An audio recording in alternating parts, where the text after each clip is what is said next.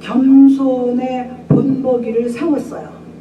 그러니까 바울이 겸손이 뭐냐 그거를 완전히 정의를 내렸어요. 그래서 여기 보면은 이게 우리 보면은 겸손을 혼자 사는 데서 보일 수는 없는 거예요. 사람과 사람 관계에서, 특히 교회 생활에서, 가정 생활에서, 이웃과의 관계에서 우리의 삶을 어떻게 보여줘야 되냐.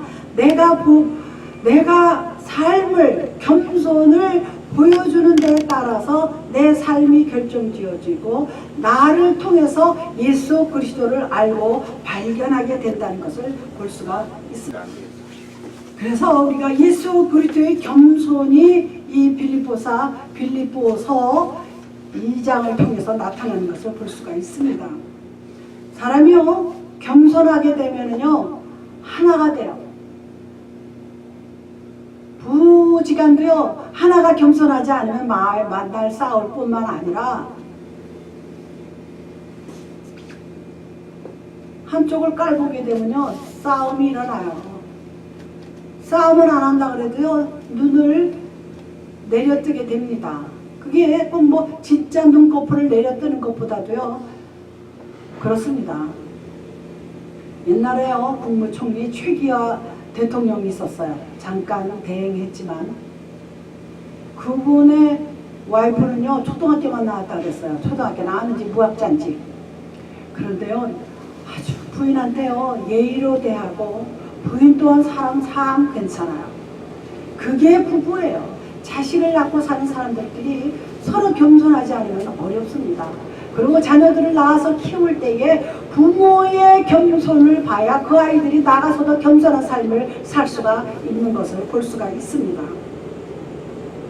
겸손의 마음은요 자기보다 남을 더 낮게 여기는 것이 겸손이에요. 다시 말씀드리겠습니다. 여기도 나와 있습니다. 남을 더 낮게 여기라.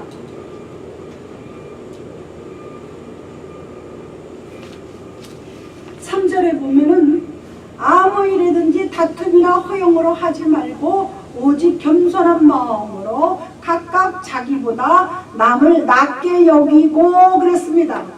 겸손한 마음으로 남을 낮게 여기라 그랬어요. 나보다 저 사람이 더 낫다 그러면 싸울 일이 없어요. 심통될 일이 없습니다. 그런데 사람이 안 그래요. 겸손한 마음은 자기보다 남을 더 낮게 여길 뿐만 아니라 자신의 단점을 보고 남은 장점을 보는 거예요. 그게 겸손이에요. 그런데 사람이란 거는요 비판적인 그 체질적으로 들어있어요. 왜? 남의 좋은 점은 보려고 그러지 않고 남의 나쁜 점만 보려고 그러는 게 인간이에요. 그런데요 겸손하게 되면요 사람과 사람 사이, 이웃과 이웃 사이, 친척, 부모, 자녀 사이, 또 형제 사이 연결고리로 됩니다. 겸손하면요 다 좋아합니다. 겸손한 척 하는 게 아니라 실제로 겸손하기를 하나님께서 원하는 것입니다. 곧 다시 말해서 겸손의 마음은 예수 그리스도의 마음이에요. 여기 본문에서도 뭐가 나와 있습니까? 그는 근본 하나님의 본체이시나 하나님과 동등됨을 취할 것으로 여기지 아니하시고 오히려 자기를 비워 종의 형체를 가지사 사람과 같이 되었고 그랬습니다.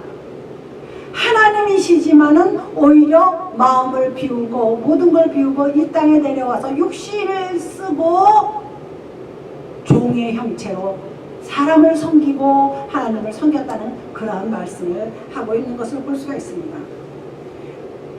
마태복음 11장 29절에 보면 나는 마음이 온유하고 겸손하니 나의 멍에를 메고 내게 배우라 그랬습니다.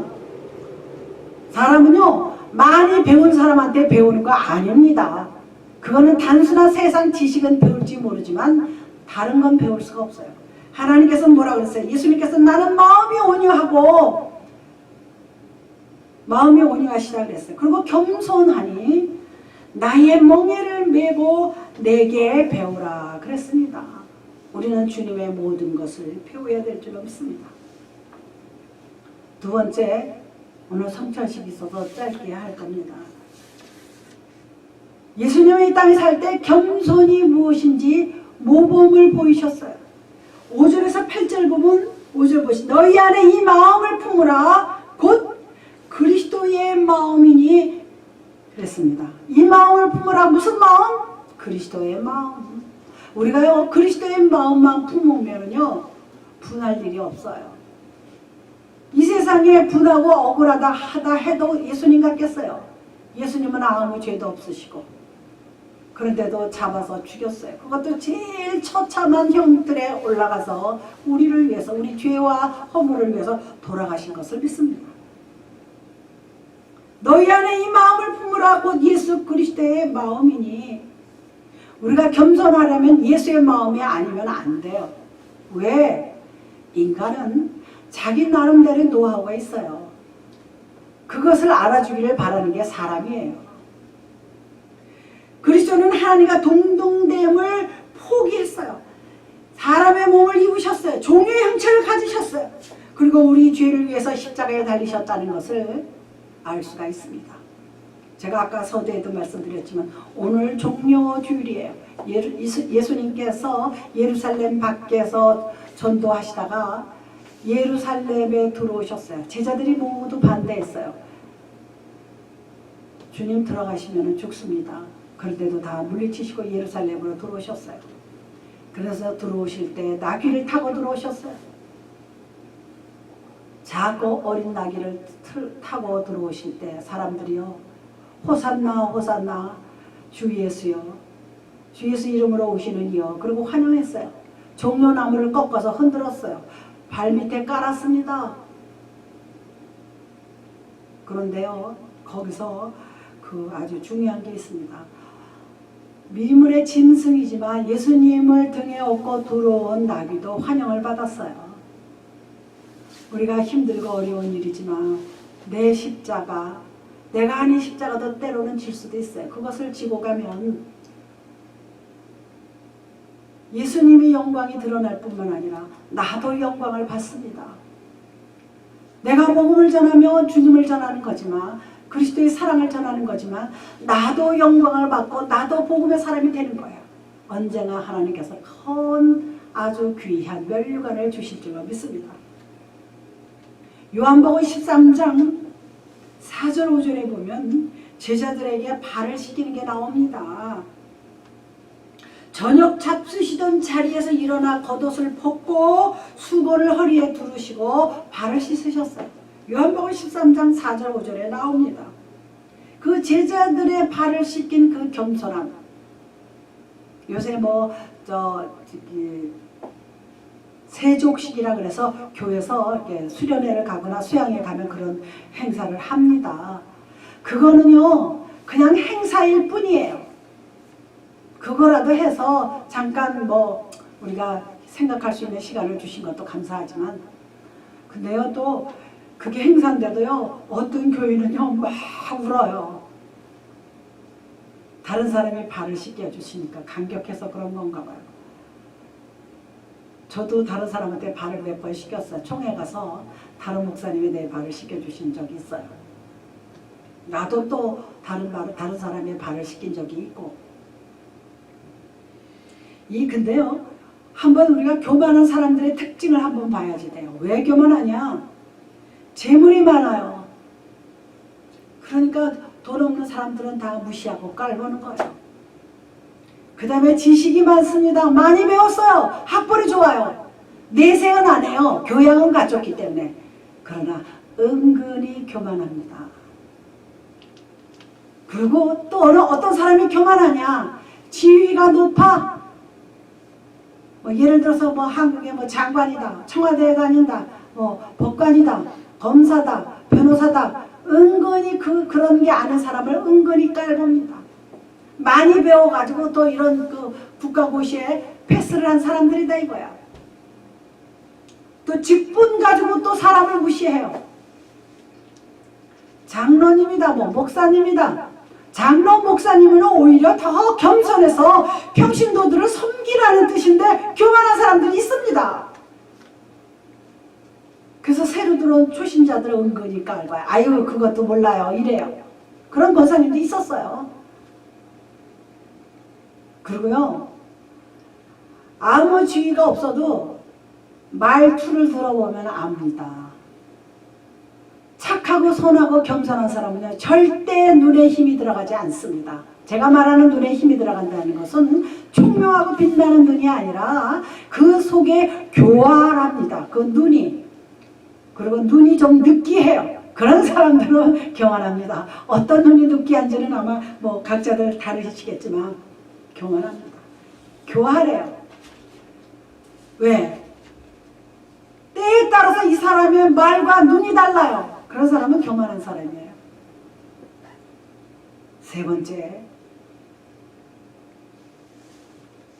하나님은요 겸손한 자를 높이십니다.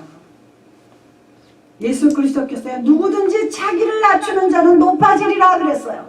제가 이 설교할 때마다 옛날부터 한국의 추석 명절에 널뛰기, 연초인가? 하여튼 한국에 널뛰기 있습니다. 가운데다 이렇게 가만히 말아서 이렇게 나무 판때기 놓고 양쪽에 여자들이 널을 띱니다. 누구든지 자기를 낮추는 자는 높아지리라. 먼저 내리줘야 저 사람이 올라가요. 자기가 내리기 싫어서 가만히 서 있으면 물론 저 사람이 내리죠. 그럼 저 사람이 내릴 때 내가 올라가요. 내가 또 내리면 저 사람이 높이 뜁니다. 그래서 제가 이 얘기할 때마다 그 널뛰기를 예를 드는데 내가 그 판을 두 발로 눌러줘야 저 사람이 올라갑니다. 내가 겸손해져서 마음을 낮추고 모든 것을 낮추고 행위를 낮추고 말을 낮추면 하나님께서 나를 높이 올리십니다. 할렐루야. 내가 나를 알아주기로 바라면요 그거는 교만이에요. 내가 이만하면 됐지. 그래서 사도 바울이 뭐라 그랬습니까? 섰다 하면 넘어질까 조심하라 그랬어요. 섰다 하면 넘어질까 조심하라. 왜? 섰다 하면 그 다음에 넘어질 일만 남았어요. 정상에 올라가면요 항상 정상에 있는 것이 아닙니다. 내려와야 되잖아요. 그거를 생각하고 우리는 마음을 낮춰야 될 줄로 믿습니다. 마태복음 23장 12절에도 누구든지 자기를 높이는 자는 낮아지고 누구든지 자기를 낮추는 자는 높아지리라 그랬습니다. 겸손과 높임은 같습니다. 베드로도 하나님이 교만한 자를 대적하신다고 말씀했어요. 베드로는 예수님을 3년 동안 쫓아다닌 사람이에요. 거기서 얼마나 많이 주님의 말과 행위를 본받았겠어요. 하나님이 교만한 자를 대적하시되 겸손한 자들에게는 은혜를 주시느니라. 교회 가서요 은혜를 못 받는 사람은요 거의 99%가 교만해서 못 받는 거예요. 마음을 안 여는 거예요. 마음을 비우지를 않아요. 비워있지 않고 무엇인가 꽉 차 있는데 하나님의 말씀이 들어갈 수가 없어요. 많은 교육이 교만하게 만드는 수가 있습니다. 그런데 제가 늘 말씀드리지만 인간의 교육은 아무리 많이 배우고 학위를 많이 땄다 해도 양파 껍질이에요. 양파 껍질 보면 얼마나 단단해요. 제가 요새 사다 놓은 그 담아내기를 어떻게 딱 담아내기 양파 사다 이렇게 딱딱한 담아내기 처음 봤어요. 칼이 안 들어가. 비벼야 돼. 그래서 그거 까서 보면은 아무것도 없어요. 그 안에 그냥 양파만 있을 뿐이에요. 많은 교육을 받고 많은 지식이 머리에 있고 오랫동안 공부를 했어도 하나님 보시기에는 양파 껍질이에요. 그거 벗겨놓으면요 인간의 본연의 자세가 나옵니다. 극한 상황에 처하면요 많이 배운 사람들도 욕 나와요. 가장 교양 있는 척하는 사람도 사람을 미워하고 멸시합니다. 하나님 앞에서 교만했던 사단은요 하나님이 대적이 되어 쫓겨났어요. 결국은요 잠언에도 보면 교만한 자는 넘어진다 그랬어요. 넘어짐의 앞잡이라 그랬습니다. 사단이 왜 교만했어요? 사단은 천국에서 찬양하는 천사라 그랬어요. 자기 아름다운 목소리로 아름답게 찬양을 올리니까 사람들 그 천사들 앞에 모두 추앙을 받았잖아요. 그래서 내가 저 계명성 높은 동쪽에 높아지리라 그러고 교만했어요. 나도 하나님과 같이 되리라. 당신만 하나님이야. 나도 하나님과 같이 되겠다는 그 의도와 그 생각을 하나님은 아셨어요. 그래서 그거를 이 밑으로 쫓아보냈어요. 그래서 그게 사탄이 됐습니다. 그리고 마귀들이 아니라 사탄은 하나고요. 그 밑에 있던 찬양대원들이 다 쫓겨나가지고 귀신들이 된 겁니다. 그리고요, 교만한 사람들 또 특징은요, 은근히 약자들을 배척합니다. 아까도 뭐 재물을 통해서 얘기했지만 은근히 나보다 못 사는 사람, 은근히 나보다 못 배운 사람, 은근히 그런 사람들을 깔봅니다. 깔보는 것 같지 않아요? 아주 상냥하고 나이스합니다. 그런데 하는 일 보면 그렇게 안 해요. 그게 교만한 사람의 특징입니다. 우리는 겸손해지대요. 우리 8절에 보면 사람의 모양으로 나타나서 자기를 낮추시고 죽기까지 복종하셨으니 곧 십자가의 죽으심이라. 아마 예수님을 잡아서 십자가에 달리실 때 못을 박을 때 내가 하나님의 아들이야 어디 나한테 못을 박아 나한테 가시거라시오 하고 몸부림치지 않았어요. 도살장에 양털을 깎는 양처럼 온유하고 겸손했다 그랬습니다. 그러므로 뭐라 그래? 이름으로 하나님이 그를 지극히 높여 모든 이름 위에 뛰어난 이름을 주사. 지금 예수의 이름을 모르는 사람들은 아무도 없어요. 이 우한폐렴도 예수의 이름을 부르는 자는 저는 이길 줄로 믿습니다. 얼마 전에 그 미국의 모 병원에서요, 간호사들이 한 대여섯 명, 7, 8명 그 룸에서 막 부르짖고 통성기도를 하더라고요. 미국 여자가 막 그냥 영어로 기도를 하는데 막 목소리가요 처절하더라고요. 그냥 단순한 기도가 아니었어요. 막 목이 울음이 섞인 기도를 하더라고요. 저는 주의 종으로서 목사로서 그 심정을 알기 때문에 눈물이 나오더라고요. 그리고 박킹낫의 차들이요 다 비상등을 이쪽에서 키면 저쪽에서도 키고 저쪽에서도 그 넓은 박킹낫에 막 불을 켜면서 몇몇 사람들은 나와서 두 손을 들고 기도를 합니다. 그 사람들이 왜 거기 와 있겠어요? 자기의 부모나 친척이나 형제나 누구든지 그 병원에 지금 들어가 있는 거예요. 그러니까 온 거야. 그럴 때 우리는 예수의 이름을 부르면서 기도해야 될 줄로 믿습니다. 예수의 이름은 힘이 있어요. 예수의 이름은 능력이 있습니다. 어제 그 전 목사님 설교에서 그 목사가 한 가지 아쉬운 게 있다고. 물론 뭐 나하고 똑같이 할 수는 없지만 주여 하면은 예수님을 부른다는 소리라고 가르쳐 주더라고요. 맞는 거예요. 예수의 이름을 부르는 자는 구원을 얻으리로다 그랬어요. 근데 그 다음에 중요한 게 주여는요 영어로 my Lord 아닙니까? 나의 주인이라는 거예요. 나를 만드신 분이 그분이기 때문에 주님 내 이 문제를 내 이 질병을 고쳐주셔서 주인한테 하소연하는 거예요. 옛날 같으면 종이면요 종의 의지는 없어요. 주인이 가라면 가고 오라면 오고 서라면 서는 게 종의 삶이에요. 우리가 주여를 부르는 거는요 내가 하나님의 종이며 하나님의 어린 양이라는 것을 고백하는 거예요. 그 말을 더 해줬으면 좀 아쉽더라고 설교를 듣다 보니까. 그런데도 어저께 그 목사님은 충만하더라고요. 여차하는 순간에 주여가 나올 때까지 가야 그게 진짜 믿음입니다. 주여 하고 불러. 그러니까 우리가 항상 주여를 불러야지.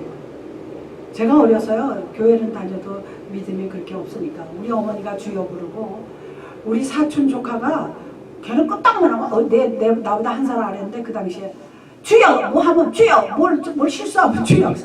쟤는 젊은 애가 웬 주책이야 저렇게 주여를 부르고 아이 촌스러워 죽겠네. 제가 그랬어요. 지금 생각하니까 그거 회개했어요. 주여가 얼마나 중요한 건지. 아이들이요 여참 엄마하고 부르는 거하고 똑같아요. 엄마하고 도와달라는 거예요. 엄마 어디 갔어? 하고 똑같아요. 시편에도 보면요, 주여 여호와여 어디 계시냐 소리가 많이 나옵니다. 내가 이렇게 어렵고 괴로운데 주님 어디 계세요? 나 좀 와서 도와주세요.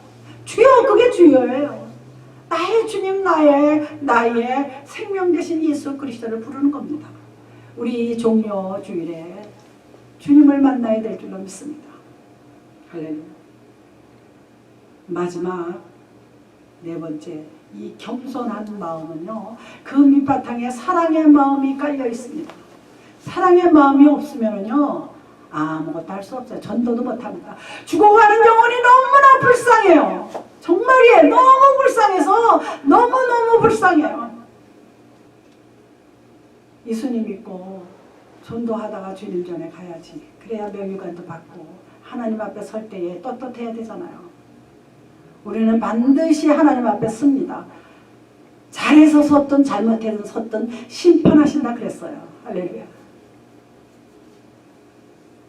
예수님께서 인간을 얼마나 사랑하셨으면 십자가에 올라가셔서 자기의 생명을 포기하셨겠어요.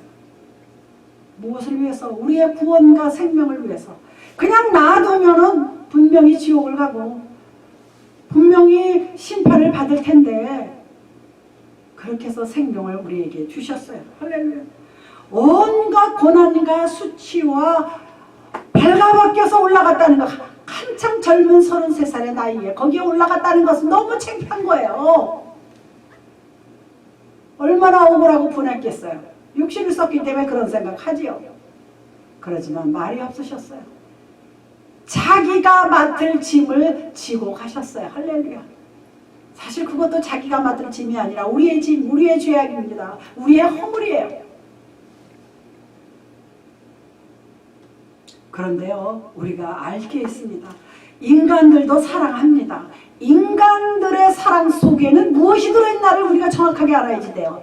사람과 사람 사이의 사랑은 허구예요. 허상입니다. 죽도록 사랑해서 결혼했는데도요, 이혼하는 부부 많이 봤어요. 그 다음에 외식이에요. 그냥 사랑한다 그러고 꽃다발을 주고 뭐 반지를 껴주고 옷을 사주고, 그래도 나중에 또 싸우고 이혼해요. 그 외식이라는 거예요. 인간의 사랑은요, 허구와 외식과 정말 위선이 잔뜩 들은 게 인간의 사랑이에요. 여자들도 또 남자들도 서로 마찬가지예요. 그렇게 사랑한다더니 사랑하는 사람한테 이렇게 해. 그래요. 참, 그게 인간의 사랑이에요. 이제 말씀을 정리하겠습니다. 주님의 마음은요, 깨끗한 마음이에요. 정결한 마음이에요. 그래서 시편 기자는 정결한 마음 주시옵소서 오 주여, 우리 이런 노래 가끔 하잖아요. 정결한 마음을 주시옵소서. 주님이에요. 주님이 주셔야지 돼요. 내가 어떻게 나 자신을 정결하게 할 수 있겠습니까? 못해요. 죄인인데 우리는 마음을 정결하게 하더라도 근본은 우리는 죄인입니다. 우리의 조상은 죄에서 태어난 사람들이에요. 그리고 주님의 마음은 겸손한 마음이에요. 주님의 마음을 본받는 자. 내가 아는 사람은 교회를 개척할 때 교회 이름이 주님의 마음교회예요. 주님의 마음교회인데 주님의 마음교회는 하고는 시기 질투가 넘쳐나더라고요. 자기도 주님의 마음을 닳고 싶은 건 이해를 해요. 그러면 좀 노력을 해야지. 그리고 주님의 마음은 사랑의 마음이에요. 사랑 없이 할 수가 없어요. 우리가 자식이 아무리 못되게 불량하게 살아도 우리는 자식을 사랑하기 때문에 그거를 감쌀 수가 있어요. 사랑하지 않으면 그 못된 걸 왜 감싸겠어요. 뭐 어떤 부분 내가 너 호적에서 파버릴 거야 그렇게 말하는 사람도 있는데, 화가 머리끝까지 뻗치고 그러니까 호적에서 뺀다 소리지만 그 말도요, 밑바탕에는 사랑이 있기 때문에 그런 말을 하죠. 사랑 없는 관심 없는 사람이 무슨 짓을 하든 말든 그런 말 해요? 안 해요. 사랑이 변해서 미움이 되고 증오가 되고 그러니까 폭발한 거예요. 그러니까 그 근본은 사랑입니다. 그러나 우리 주님은 그 사랑의 마음이 미움이 아니고 이해와 덮음과 인내로 우리를 붙잡아 주시는 줄로 믿습니다. 우리 인간은 그런 거 못해요. 할 것 같아도 못합니다. 그 다음에 주님의 마음은 온유한 마음이에요. 나는 마음이 온유하니 그랬습니다. 온유하기는 쉽지 않아요. 제가요 한때 몇 년 전에 온유한 마음을 가져야 되겠다 해서 그냥 집에서 혼자 온유해야지. 우리 남편 때문에 제가 혈기가 올라와서 대놓고 나 온유하고 싶어 말 시키지만 온유. 그런데 그런다고 되는 게 아니에요. 그 다음에 주님의 마음은 화평하는 마음이에요. 평화를 가져다 주는 마음이에요. 그 사람이 들어가면 그 분위기가 좋아져요. 어느 집 부부는요 얼마나 화평한지 자식들도 다 화평해요. 그러기 쉽지 않아요. 자식들도요 다 명랑해요. 부모가 명랑해야 자식들이 명랑하는 겁니다. 저절로 명랑해지지 않습니다. 나 이제부터 명랑해야지. 내가 많이 배웠기 때문에 명랑해야지. 내가 돈을 잘 벌기 때문에 화평해야지. 천만에야 되지 않습니다. 화평과 평안과 평화는 하늘에서 주는 거예요. 진정한 화평과 평화는요 하늘에서 준다고 성경에도 물론 있고, 평화로다 하늘 위에서 내려오네. 그 사랑의 물결이 영원토록. 사랑의 물결과 화평은 하나님만이 가져다 줄 수 있는 것입니다. 그리고 겸손하기 위해서는요 공의를 지켜야지 돼요. 질서 안 지키는 사람이 난 제일 싫습니다. 귀찮아도 기다려요. 질서를 지켜요. 그리고요 공공시설을요 하나하나가 깨끗이 써야지 돼요. 그리고 공동생활, 사회생활, 직장생활, 가정생활도 다 공의를 지켜야지 돼요. 가족도요 부부 외에 자식을 하나둘씩 낳기 시작하면요 공동체가 되는 거야. 부모라 그래서 아버지라 그래서 권위의식을 내세우고 말 안 듣는다고 때리고 뭐 말 안 듣는다고 윽박지르고 내던지고 던지고 이러는 아버지들이 있더라고요. 엄마는 자기가 엄마라는 핑계로 자식을 무슨 장난감인 줄 알고요 자기 마음대로 키우려고 그래요. 그거 아닙니다. 돈 주고 옷 주고 먹을 거 사주는 게 키우는 게 아니에요. 부모가 본을 보여이고 화평한 마음으로 사랑하는 마음으로 온유한 마음으로 겸손한 마음으로 자녀를 키워야 될 줄로 믿습니다. 다른 공동체는 마찬가지예요. 상사가 그런 걸 보여야지 돼요. 윗사람이 그런 걸 보여야 됩니다. 먼저 솔솔해야지 돼요. 나는 윗사람인데 너희들이 다 해. 그거는 아니에요. 이런 식당도요 어려서부터 배워가지고 뭐 일본말로 시다바리라고 그러잖아요. 어려서부터 배워야 나중에 식당 주인이 돼도 잘 다스립니다. 이건 중요한 거예요. 뭐 미장 같은 데도 마찬가지예요. 다 마찬가지예요. 체계가 이게 차례차례 배워야 나중에 가서 CEO가 될 수 있는 거예요. 아무것도 모르면요 사람 못 부립니다. 깔봐요. 내가 짜장면 하나 만들 줄 모르는데 짜장면 너 이게 왜 이래? 그러면요 깔봐요. 자기는 하지도 못하면서. 내가 솔솔해서 보여야지 돼요. 부모가 가정에서 솔솔해서 보여야 돼요. 직장의 상사들이 솔솔해서 보여야지 돼요. 교회도요 주의종이 먼저 솔솔해야지 돼요. 직분 받은 자들이 먼저 솔솔해서 겸손한 마음으로 일을 해야 사람들이 따라갑니다. 우리 본문에 그게 나와 있습니다. 우리 1절에 보면 그러므로 그리스도 안에 무슨 권면이나 사랑의 무슨 위로나 성령의 무슨 교제나 긍휼이나 자비가 있거든 마음을 같이하여 같은 사랑을 가지고 뜻을 합하여 한 마음을 품으라 그랬어요. 특히요 교회는 한 마음 품지 않으면 세분 오열됩니다. 난리가 납니다. 아무 일에든지 다툼이나 허용으로 하지 말래요. 사람의 마음속에는요 내가 저 사람보다 잘하지 내가 나서서 저보다 먼저 잘하는 걸 보여줘야지. 그런 게 심리들이 있어요. 그러다 보면 다툼이 생깁니다. 허용으로 합니다. 그리고 오직 겸손한 마음으로 각각 자기보다 남을 낮게 여기라 그랬습니다. 자기보다요 남을 낮게 여기는 거 쉬운 일 아니에요. 우리는 이제 정말 겸손한 마음으로 예수를 믿어야 될 줄 믿습니다. 예수님을 섬기고 교회를 섬기고 주의 종을 섬기고 서로 섬겨야지 돼요. 섬겨주다 보면요 거기서 사랑이 싹 터요. 화평이 싹 터요. 그러면 어떻게 돼요? 화해가 아주 이루어지는 그러한 이웃과의 사이가 됩니다. 항상 예의 바르게 굴고, 그것도요 예의 바르게 구는 것도요 한계가 있어요. 그렇기 때문에 우리가 예수 그리스도께서 주시는 마음을 가져야지 돼요. 주님의 마음을 가져야 될 줄로 믿습니다.